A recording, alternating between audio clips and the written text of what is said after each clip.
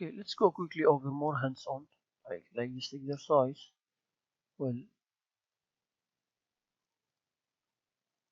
they're actually giving us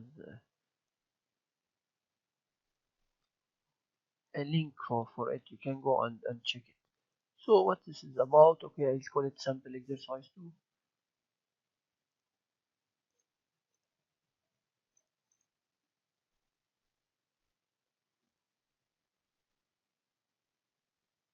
Alright, so let's check H and look at it. What is it about? Okay, very awesome. This is your H. Very important to look at it. From input to output. From input 1 to output. From input 2 to output. So it looks like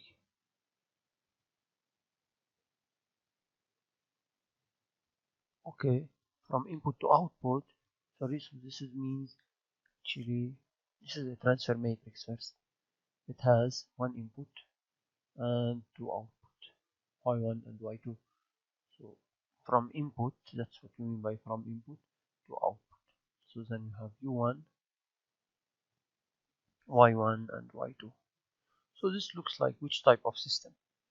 Let's say CMOS system, and we had some examples like your rotary inverted pendulum, your self-balanced robot, even other systems. They have this type of system, one input to output system.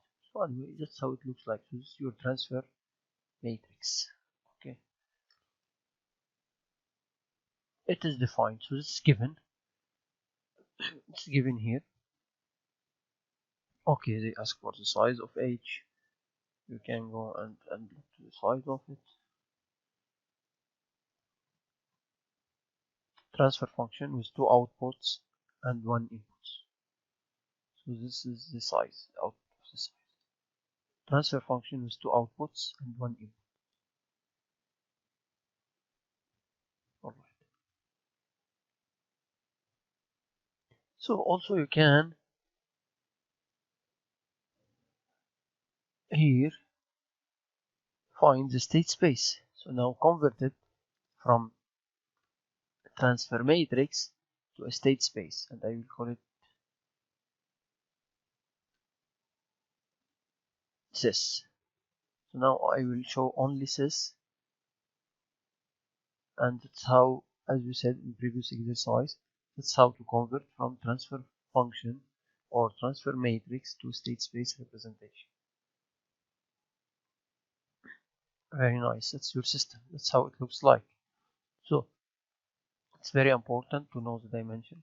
So here you have 5 state, and you have 5 state, 1 input, u1, and it's very important to know. So that you have 2 outputs. So you see the dimension of C. Should be able to. You should be familiar now with the dimension. When you look at it, you should be able to figure it out. And this is your D matrix. Okay. So now we converted it from transfer matrix to state space representation. Good. By simply applying this. You can write size of H if you want. You will find same answer. State space model with 2 outputs, 1 input, and 5 states. Good.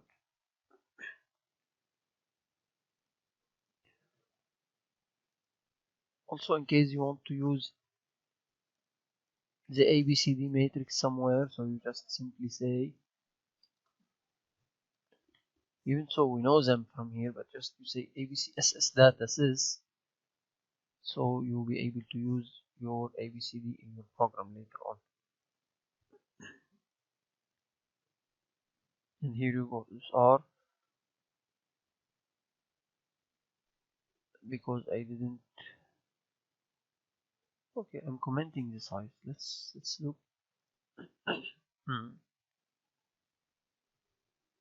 Data of sys. Yeah, it give me this way. Let's say answer of it. Transfer function with 2 output, 1 input. State space model with 2 outputs, 1 input and 5 states. So they give me, here they gave me A, B, C and D directly. They don't give x1, x2, x3. So they don't show it to me because this is shown if you uncomment this. So you can show this. Here I asked them to, this function actually when you call and it takes an argument, the state space representation of your model of your plant, it returns for you the matrices ABCD simply. That's how you can see. So you can use this matrix in the remaining part of your program if you wish. So assuming now, okay, let's assume now that ABCD are given now, and I don't have the transfer matrix, and I want now to convert this state space representation to a transfer matrix. First thing, you need to convert this ABCD to a model, so you want to use this ABCD. Okay. So I will call it sysp, and I uncomment it so you can see. Alright. So this is my sys. This is my sysp. Call it sysp. That's how it looks like.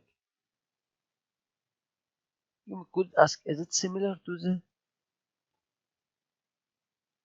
the one here? I guess so. Should be similar.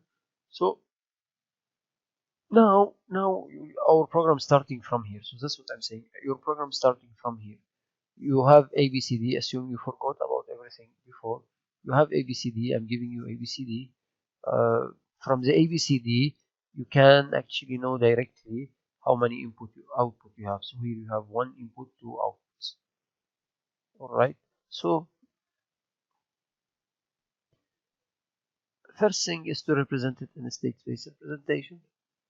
Then second, to convert this to a TF. So you say TF of sysp, right? So TF of sysp. Then now you get your transfer. I'll call it H, your transfer matrix. Okay, it's called here H, so I call it HP. Right? So now HP should be similar to H. Let me have both together so I can compare. Good. See, they are the same.